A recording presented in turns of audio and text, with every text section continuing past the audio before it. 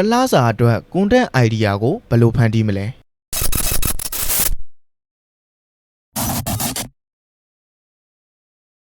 product တွေကိုရောင်းချတာပဲဖြစ်ဖြစ်စားပစ်ပေးတဲ့လုပ်ငန်းပဲဖြစ်ဖြစ် post တွေတင်ဖို့အတွက် content idea ဖန်တီးတဲ့အခါမှာဒီအချက်တွေနဲ့ဖန်တီးလို့ရပါတယ်နံပါတ်1ရက်စွဲဘယ်နေ့မှာဘယ် product တွေကိုတင်မလဲဆိုတာရွေးထားဖို့လိုပါလိမ့်မယ်နံပါတ်2 content တိုက်တဲ့တင်မဲ့ post တွေရဲ့ခေါင်းစဉ်တွေကိုအကြံဖြင့်ရေးထားဖို့လိုပါမယ်နံပါတ်3 product focus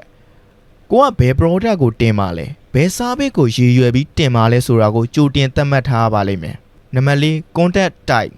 review post လား testimonial video တွေလားဒါမှမဟုတ်ကိုက cosmetic ပစ္စည်းတွေကိုရောင်းနေဆိုရင်လေ before and after